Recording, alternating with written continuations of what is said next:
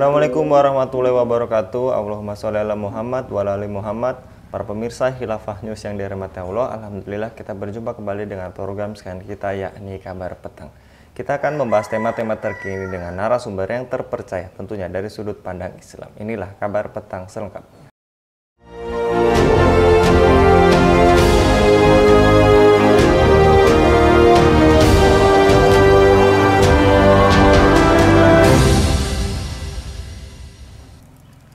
Kelompok Hamas memberikan reaksi keras atas langkah Amerika Serikat mengirimkan salah satu kapal induknya ke Laut Mediterania bagian timur untuk mendukung Israel sekutunya usai digempur serangan mengejutkan.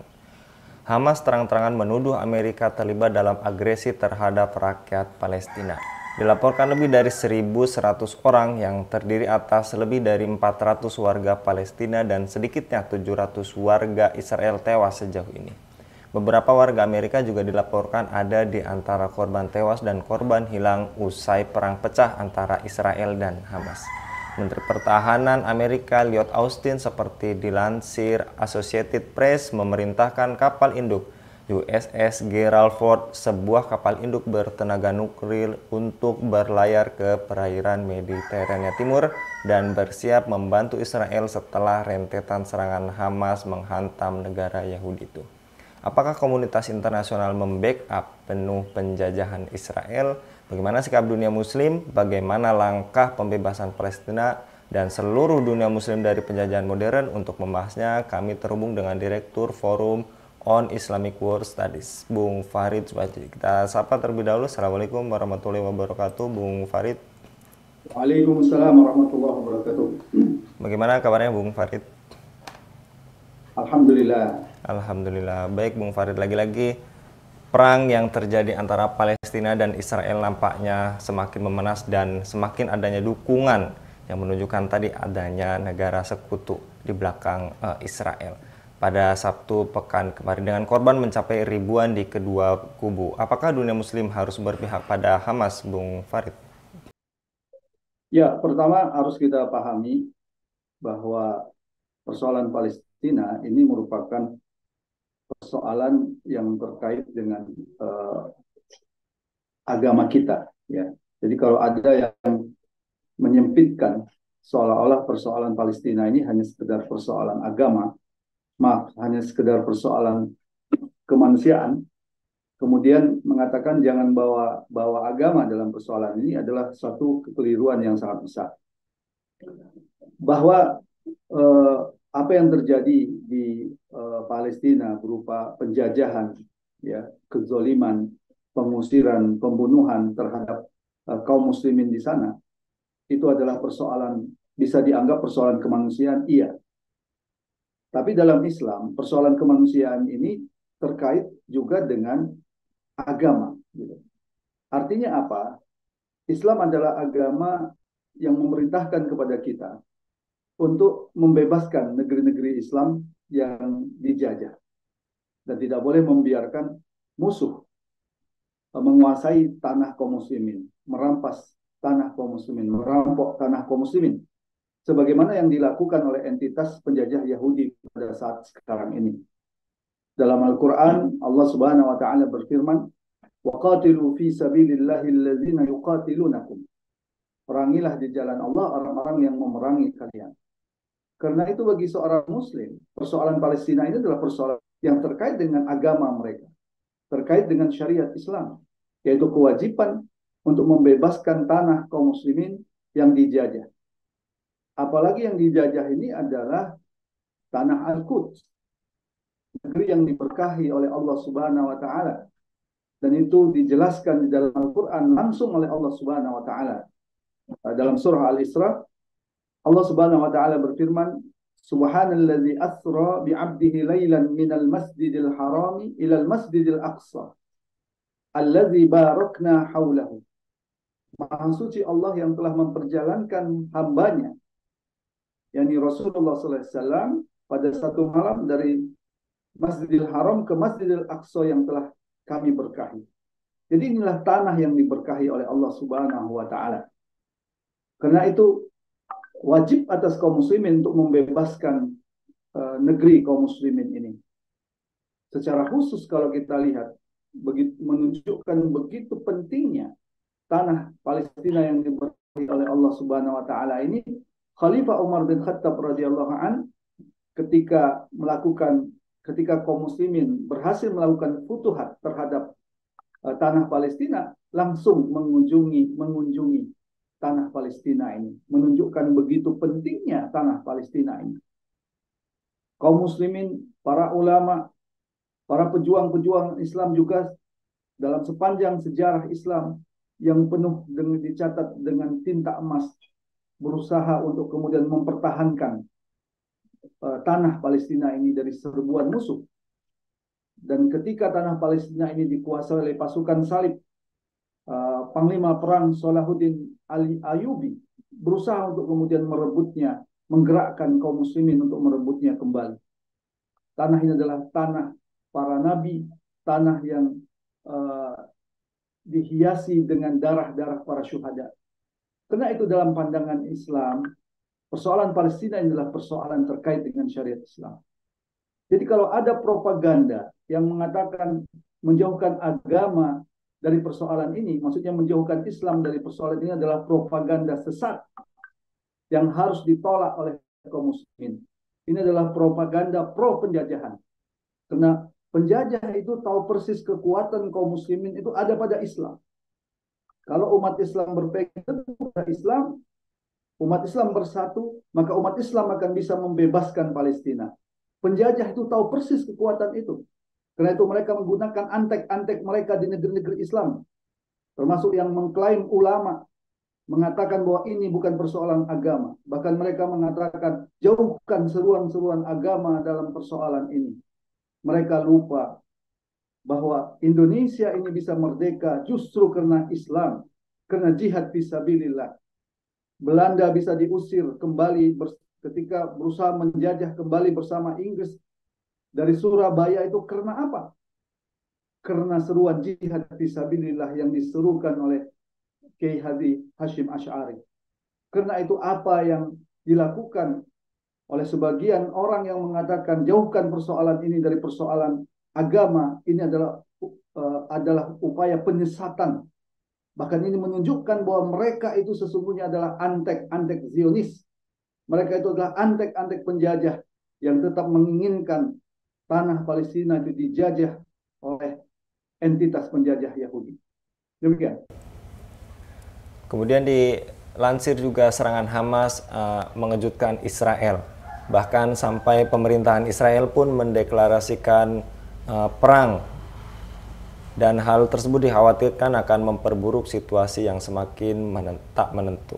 Apakah serangan Hamas meruntuhkan mitos bahwa Israel tak terkalahkan? Apalagi ada Iron Dome yang dikatakan paling kuat seantero jagat raya ini, Bung Farid. Kita tidak boleh mengatakan bahwa ini akan memperburuk suasana. Tidak boleh. Apa yang dilakukan oleh pejuang Islam di sana bukan memperburuk suasana, tapi itu melaksanakan kewajiban yang diperintahkan oleh Allah Subhanahu wa taala, dan itu adalah kemuliaan. Dan itu justru yang seharusnya dilakukan oleh kaum muslimin. Semampu apapun kaum muslimin, maka wajib untuk melaksanakan jihad fisabilillah. Dan apa yang dilakukan oleh saudara-saudara kita, pejuang-pejuang Hamas di sana, yang bersama kaum muslimin yang lain melakukan serangan yang masif, sungguh ini memberikan pelajaran kepada penguasa-penguasa negeri Islam yang selama ini membangun mitos untuk membenarkan sikap pengecut mereka, untuk membenarkan sikap pengkhianatan mereka, bahwa Israel itu tidak mungkin, entitas penjajah Yahudi itu tidak mungkin dikalahkan. Entitas penjajah Yahudi itu tidak mungkin kemudian diserang dengan rudal, karena mereka memiliki sistem pertahanan yang sangat canggih yang disebut dengan Iron Dome. Tapi semua itu, mitos-mitos itu kemudian diruntuhkan oleh kelompok kaum muslimin. Ini kelompok kaum muslimin, yaitu pejuang-pejuang Hamas. Ini menunjukkan bahwa mitos-mitos ini adalah mitos-mitos palsu yang selama ini sering dibangun untuk melegitimasi sikap pengkhianatan dari penguasa-penguasa negeri Islam. Kemudian mereka justru berbondong-bondong untuk kemudian melakukan hubungan damai dengan entitas penjajah Yahudi, yang justru itu semakin membenarkan ya sikap kejam, sikap zalim Yahudi terhadap umat Islam di Palestina. Jadi kalau kita lihat apa yang dilakukan oleh pejuang-pejuang Hamas, sekali lagi bukanlah memperburuk keadaan, tapi justru menunjukkan bahwa semangat perjuangan kaum muslimin masih ada. Dan itu seharusnya juga ada pada penguasa-penguasa negeri-negeri Islam. Seharusnya penguasa-penguasa negeri Islam tertampar keras bagaimana sekelompok pejuang Hamas itu bisa kemudian memberikan pelajaran penting bagi entitas penjajah Yahudi ini. Sementara penguasa-penguasa negeri Islam yang memiliki persenjataan yang canggih, memiliki tentara yang jumlahnya ratusan ribu, bahkan kalau kita gabung jumlah tentara Mesir dan Turki saja itu sudah mencapai 1 juta tentara. Tapi mereka tidak menggerakkan tentaranya menggunakan senjata-senjata itu untuk membebaskan negeri Islam yang ditindas, termasuk Palestina. Jadi apa yang dilakukan oleh Hamas itu dua hal. Pertama, meruntuhkan mitos dari kehebatan entitas penjajah Yahudi. Yang kedua, memberikan tamparan keras bagi para penguasa-penguasa yang selama ini berlindung dengan alasan-alasan bahwa Yahudi ini tidak bisa dikalahkan. Mereka lupa Allahu Akbar. Allah lah yang maha besar. Kekuasaan itu ada di tangan Allah. Allah bisa menggilirkan kekuasaan kepada siapapun yang Allah Subhanahu wa taala hendaki. Qulillahumma malikal mulki tu'til mulka man tasya wa tanzi'ul mulka mimman tasya. Sementara mereka seharusnya tahu sejarah orang-orang Yahudi ini sesungguhnya adalah sejarah kepengecutan. Orang-orang Yahudi ini sesungguhnya adalah orang-orang yang pengecut. Ini yang digambarkan oleh Allah Subhanahu wa taala terkait dengan gambaran orang Yahudi. Ya, seperti mana orang Yahudi Bani Qainuqa, Bani Nadir, Bani Quraizah. Demikian juga Yahudi Bani Khaybar. Mereka itu sangat keji, tapi sesungguhnya mereka juga adalah orang-orang yang sesungguhnya pengecut. Maka seharusnya kaum muslimin berpegang teguh dalam seperti mana dalam ayat Al-Quran yang menggambarkan sifat orang Yahudi itu. Dalam surah Ali Imran 111, Allah Subhanahu wa taala menggambarkan karakter orang Yahudi itu. Lan yadurrukum illa adza. Mereka sekali-kali tidak akan membuat kemudaratan kepada kamu. Wa in yuqatilukum yuwallukumul adbara summa la yunsarun. Selain dari gangguan-gangguan celaan saja. Dan jika mereka berperang dengan kamu, pastilah mereka berbalik melarikan diri ke belakang atau kalah. Kemudian mereka tidak mendapatkan pertolongan. Dengan jelas Allah Subhanahu wa taala menyebutkan wa in yuqatilukum yuwallukumul adbara summa la yunsarun.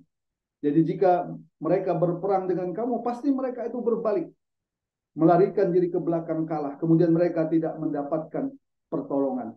Ini gambaran karakter orang Yahudi. Jadi itu tampak. Bagaimana kalau kita lihat ketika Hamas melakukan serangan ini, mereka lari terbirit-birit. Bahkan Tel Aviv itu hampir kosong. Mereka melarikan diri ke bandara untuk bisa keluar dari Tel Aviv. Demikian juga mereka sembunyi, bernangis, teriak ketakutan. Inilah gambaran sikap pengecut orang Yahudi. Dan orang Yahudi ini tampak kuat, tampak hebat, justru karena dilindungi oleh sikap pengecut para penguasa-penguasa negeri Islam yang tidak mengirimkan tentara-tentara mereka.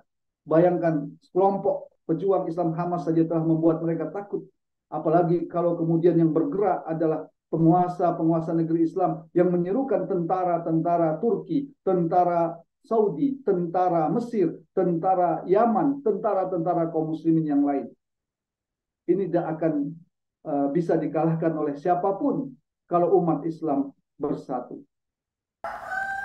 Ya, Hamas juga menyerukan perjuangan perlawanan di tepi barat, serta mendesak negara-negara Arab dan Islam bergabung dalam pertempuran tersebut. Bagaimana respon penguasa dunia muslim saat ini dan bagaimana seharusnya respon mereka? Karena Ada juga respon dari penguasa Muslim untuk menghentikan perang, Bung Farid. Apa yang diserukan oleh Hamas? Ini adalah seruan yang benar. Bahwa seharusnya penguasa-penguasa negeri-negeri Islam itu mengirimkan tentara-tentaranya untuk kemudian membebaskan Palestina. Ini adalah kewajiban dari penguasa-penguasa negeri Islam. Karena membebaskan tanah Palestina itu sesungguhnya adalah kewajiban seluruh kaum muslimin. Dan kewajiban itu terutama ada pada para penguasa. Yang di tangan mereka lah tentara-tentara kaum muslimin bisa digerakkan. Kewajiban itu terutama ada para panglima-panglima perang yang memiliki komando yang bisa menggerakkan tentara-tentara mereka. Dan seruan ini adalah seruan yang benar. Dan sesungguhnya yang dihadapi oleh kaum muslimin itu bukan hanya Israel atau entitas penjajah Yahudi yang jumlahnya lebih kurang 7 juta orang. Dengan tentaranya hanya sekitar 150 ribuan. Tapi yang dihadapi oleh kaum muslimin adalah mereka, negara-negara yang mendukungnya, seperti Amerika, yang saat sekarang ini mengirim kapal induknya ke sana. Karena itu sesungguhnya ini semua akan menciptakan perlawanan yang seimbang kalau umat Islam juga menggerakkan tentara-tentara mereka. Dan komando itu ada pada penguasa-penguasa negeri Islam, komando itu ada pada para panglima-panglima kaum muslimin. Karena itu ini adalah saat yang sangat tepat. Saat yang sangat tepat untuk mendapatkan pertolongan Allah Subhanahu wa taala, untuk mendapatkan gelar yang mulia sebagaimana gelar yang diberikan kepada orang-orang Ansar yang telah menolong kaum muslimin untuk kemudian membebaskan tanah Palestina. Maka inilah saat yang tepat penguasa-penguasa negeri Islam menunjukkan bahwa mereka bukanlah penguasa yang berkhianat, yang justru diam dan tunduk kepada strategi-strategi barat, tapi mereka adalah penguasa yang berpihak pada Islam, berpihak pada kaum muslimin. Ini adalah saatnya bagi panglima-panglima perang untuk membuktikan kecintaan mereka pada Allah dan Rasul-Nya yang memerintahkan mereka untuk kemudian jihad fisabilillah, yang memerintahkan mereka untuk dengan kekuasaan mereka bisa melindungi kaum muslimin, mereka bisa kemudian membebaskan negeri-negeri Islam yang ditindas sehingga mereka mendapat kemuliaan di sisi Allah Subhanahu wa taala. Inilah saatnya yang paling tepat untuk para panglima-panglima perang untuk kemudian memberikan komando kepada tentaranya untuk jihad fisabilillah mendapatkan kemuliaan dari Allah Subhanahu wa taala. Perdana Menteri Israel Benjamin Netanyahu dan kabinetnya resmi mendeklarasikan perang. Bahkan setelah 50 tahun perang Yom Kippur di tahun 1973. Deklarasi perang ini artinya militer Israel yang didukung Amerika diberi lampu hijau untuk mengerahkan kekuatan secara signifikan. Bagaimana ujung dari perang ini, Bung Farid, dan bagaimana cara menghentikan total aksi-aksi kejahatan Israel dan para pendukungnya? Berdirinya apa yang mereka sebut sebagai entitas penjajah Yahudi atau negara, apa yang mereka sebut sebagai negara Israel. Sejak awal berdirinya itu sesungguhnya merupakan mereka sudah mendeklarasikan perang terhadap kaum muslimin. Ini yang harus dipahami. Bukan saat sekarang ini saja. Karena penjajahan itu hanya bisa terjadi dengan perang. Dan saat mereka melakukan penjajahan, ya, sesungguhnya mereka sudah mendeklarasikan perang terhadap kaum muslimin. Inilah yang seharusnya direspon oleh umat Islam, terutama oleh penguasa-penguasa negeri Islam. Kalau musuh sudah mendeklarasikan perang, bagaimana mungkin mereka menyerahkan leher mereka, menyerahkan kepala mereka untuk disembelih oleh musuh atas nama perdamaian? Yang harus mereka serukan itu adalah mengirim tentara-tentara kaum muslimin untuk membebaskan negeri Islam yang ditindas. Jadi deklarasi perang yang disampaikan oleh entitas penjajah Yahudi sejak awal berdirinya mereka sampai sekarang ini harus kemudian disambut oleh kaum muslimin, harus disambut oleh penguasa-penguasa negeri Islam, harus disambut oleh panglima-panglima perang kaum muslimin dengan menyatakan perang jihad fisabilillah. Janganlah mereka sebagaimana yang disebutkan oleh Allah Subhanahu wa taala dalam Al-Qur'an yang menggambarkan sikap orang-orang kafir, summun bukmun umyun fahum la yarji'un. Mereka itu tuli, bisu dan buta. Maka tidaklah mereka akan kembali ke jalan yang benar. Karena itu adalah tugas para penguasa-penguasa negeri Islam untuk memenuhi seruan untuk mengirim tentara-tentara kaum muslimin membebaskan tanah Palestina. Adapun seruan-seruan perdamaian, ini adalah seruan-seruan yang penuh dengan kebohongan, justru untuk kemudian melanggengkan eksistensi penjajah Yahudi. Karena seruan perdamaian itu mensyaratkan pengakuan terhadap keberadaan penjajah entitas Yahudi ini. Demikian juga seruan dua negara. Ini adalah seruan-seruan untuk menjaga entitas penjajah Yahudi ini. Karena seruan dua negara atau two state solution itu artinya mengakui keberadaan Israel atau entitas penjajah Yahudi ini sebagai sebuah negara. Maka seruan-seruan perdamaian ini adalah seruan-seruan untuk melanggengkan penjajahan, dan itu sudah terbukti. Berapa banyak perdamaian-perdamaian yang sudah dilakukan. Ada perdamaian Oslo, ada perdamaian Madrid, ada perdamaian Camp David dan sebagainya. Semua itu bohong besar. Umat Islam masih ditindas, umat Islam masih dizolimi di sana. Kita tentu mendukung ketika ada umat Islam yang mengirimkan bantuan-bantuan pangan ke sana, memberikan bantuan harta ke sana untuk membangun rumah sakit, untuk membangun sekolah-sekolah yang dihancurkan oleh entitas penjajah Yahudi ini. Tapi ingat, itu hanya bicara terhadap korban. Itu hanya kemudian bicara terhadap korban. Yang harus kita sikapi itu adalah bagaimana sikap kita terhadap pelakunya, pelaku penjajahan ini. Karena selama pelaku penjajahan ini masih dibiarkan, rumah sakit yang dibangun itu akan dihancurkan kembali oleh mereka. Rumah sekolah yang dibangun itu akan dihancurkan kembali oleh mereka. Selama pelakunya, yaitu entitas penjajah Yahudi ini kemudian tidak dihentikan. Bagaimana menghentikan entitas penjajah Yahudi ini? Tidak ada jalan lain kecuali jihad fisabilillah, mengusir orang-orang Yahudi dari tanah Palestina yang diberkahi. Kalau kemudian Amerika ada di belakangnya, berarti umat Islam harus mendeklarasikan perang melawan Amerika. Dan itu membutuhkan satu kekuatan yang global. Disinilah kenapa kaum muslimin itu membutuhkan negara khilafah ala minhajin nubuwah yang akan menyempurnakan jihad fisabilillah untuk membebaskan Palestina yang dijajah. Jazakallah Bung Farid untuk kesempatannya pada kali ini. Mudah-mudahan Bung Farid senantiasa dilindungi oleh Allah Subhanahu wa taala dalam setiap aktivitasnya. Demikian pemirsa Khilafah News yang dirahmati Allah. Jangan lupa untuk subscribe, like, dan share sebanyak-banyaknya. Semoga menjadi amal kebaikan bagi kita semua di dunia dan di akhirat nanti. Saya Anggi Suara undur diri. Wassalamualaikum warahmatullahi wabarakatuh.